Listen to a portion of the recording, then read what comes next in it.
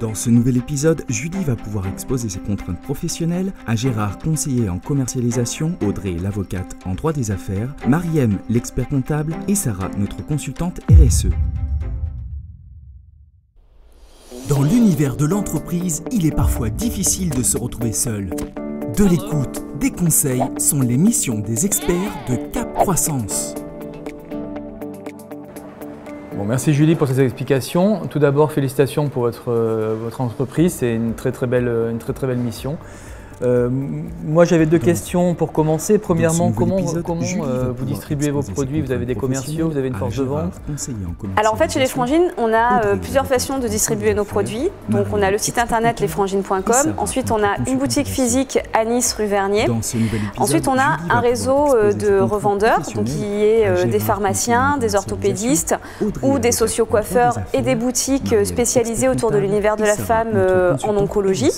Et en fait pour pouvoir développer ce réseau de revendeurs. Alors soit ils nous appellent directement et parce qu'ils veulent travailler avec nous, soit nous on a mis en place à ce jour 3 commerciaux, donc un sur Paris, un sur la région de la Normandie et un sur Lyon. Ce sont des agents commerciaux qui sont en fait souvent des sœurs de combat qui ont bénéficié des produits des Frangines et qui ont envie de participer à leur développement. D'accord. Et vous me parliez d'une balance, d'un changement dans les canaux de distribution. Donc on est à combien aujourd'hui et combien vous pensez qu'on va évoluer, disons? Alors effectivement, l'année dernière, on a constaté qu'on avait 30% de nos produits qui étaient vendus dans notre réseau B2B et 70% dans notre réseau B2C, donc en achat directement sur le site. Et cette année, on observe en fait une bascule qui est que nos produits sont de plus en plus vendus à 60% en B2B et plus qu'à 40% en B2C. Bonjour Julie, donc je m'interrogeais, vous avez indiqué à Gérard que vous aviez eu une bascule en fait entre vos différents clients, notamment B2C, B2B. Est-ce que vous pouvez m'expliquer pour quelles raisons vous avez effectivement constaté une évolution là ces derniers temps? Alors, il y a eu cette bascule parce qu'il y a eu un changement législatif en 2019. Donc le 3 avril 2019, il y a une loi qui a été publiée et qui en fait interdit le remboursement des produits de santé par la sécurité sociale lorsqu'ils sont achetés sur Internet.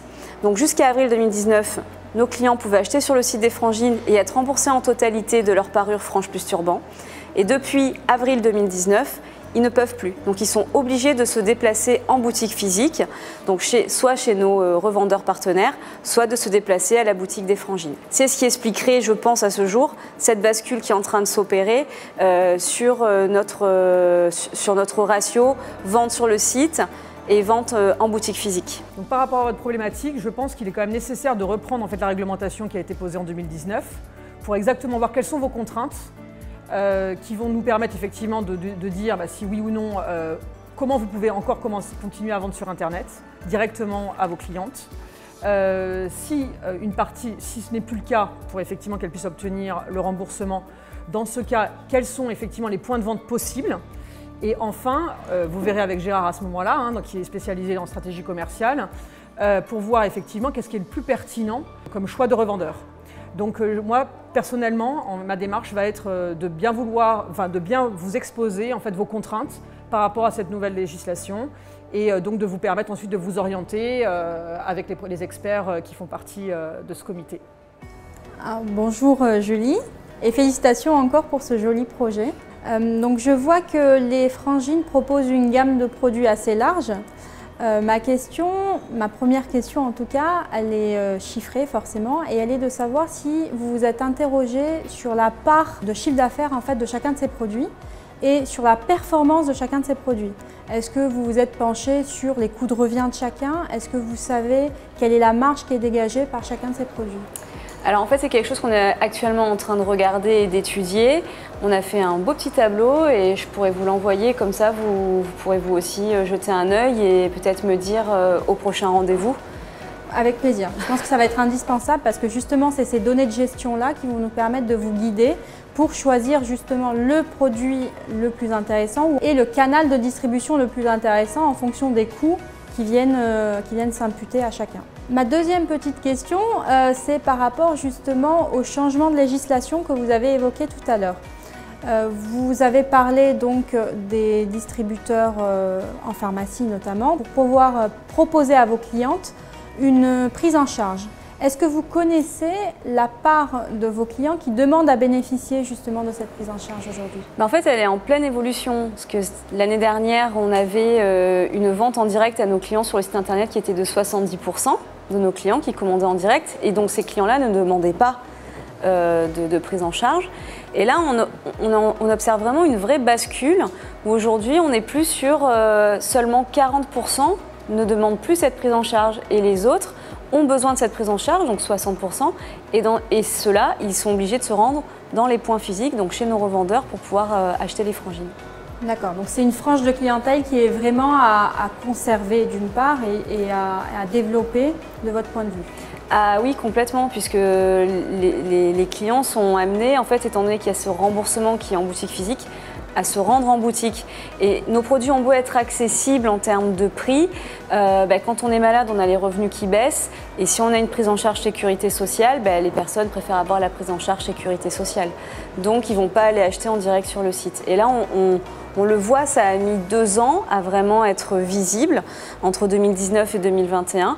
Mais là, récemment, on voit vraiment qu'il y a une bascule qui est en train de se faire. Je pense que du coup, oui, il faut absolument qu'on puisse se pencher sur les données de gestion pour y voir un petit peu plus clair dans vos chiffres. Donc j'ai entendu parler de production locale, de production française.